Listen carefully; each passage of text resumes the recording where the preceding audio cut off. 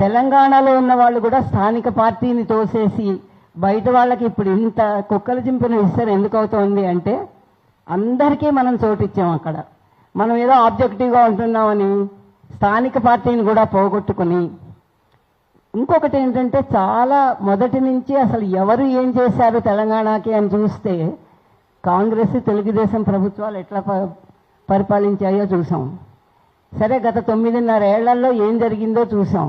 ఇంకొక టర్మ్ మనం గనక ఓపిక ఉండి అదే ప్రభుత్వాన్ని కంటిన్యూ చేస్తే వీళ్ళకి ఇంత ధైర్యాలు ఉండేవి కాదు. ఇప్పుడు ఆంధ్ర వాళ్ళ ధైర్యం అంతా ఏమిటంటే, ఎందుకంటే చాలామంది తెలుసు, నాకు చుట్టాలు ఉన్నారు, స్నేహితులు ఉన్నారు.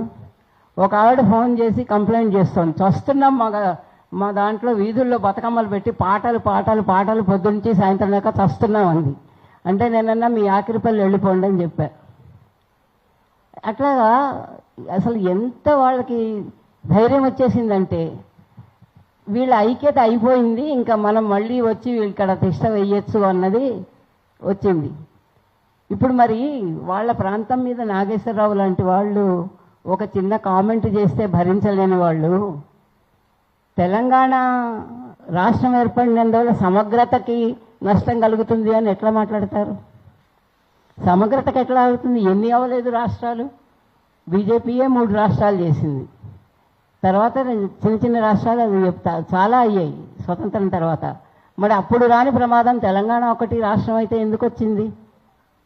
అది మనం పదే పదే గుర్తుపెట్టుకోవాల్సింది ఏమిటంటే, మనం ఏమాత్రం వీక్నెస్ చూపించినా, ఏమాత్రం అనైక్యంగా ఉన్నా కూడా చిన్న సందు దొరికినా వాళ్ళెవరూ ఎక్కడికి పోలేదు. అందరికీ ఇళ్ళు ఇక్కడే ఉన్నాయి, వ్యాపారాలు ఇక్కడ. నాకు నిజం చెప్పాలంటే ఇప్పుడు తెలంగాణ వాళ్ళకంటే ఆంధ్ర ప్రజల్ని చూస్తే ఎక్కువ జాలేస్తోంది. అక్కడ పరిపాలన చేయకుండా ఇక్కడ వెలిగిపోతున్నారు వాళ్ళు.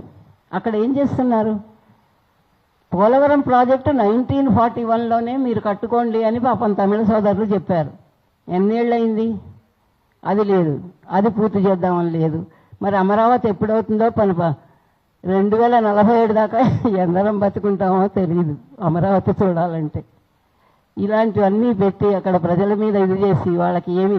కానీ ఒక చిత్రం ఏంటంటే, మీరు వారి నాయకులను ఎవరినన్నా ఏమన్నా అనండి, వాళ్ళు నష్టపోతున్నా సరే వాళ్ళు అందరూ సపోర్ట్ చేస్తారు. మనం ఏం చేస్తాం? బాగా పరిపాలిస్తున్న నాయకుడిని తిడతాం ఆబ్జెక్టివిటీ పేరుతోటి, మంచి చేసిన నాయకుడిని తిడతాం. అది మన కర్మ.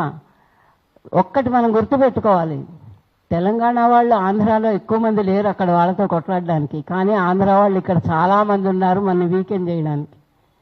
మన అనైక్యతే వాళ్ళ బలం. నిజానికి వాళ్ళకి బలం లేదు. తెలంగాణ వారికి చాలా అస్తిత్వ భావనలు ఉన్నాయి, చాలా వాళ్ళకి కావాలన్నది ఉంది. సఫర్ అయ్యారు, బాధపడ్డారు, సాధించుకున్నారు.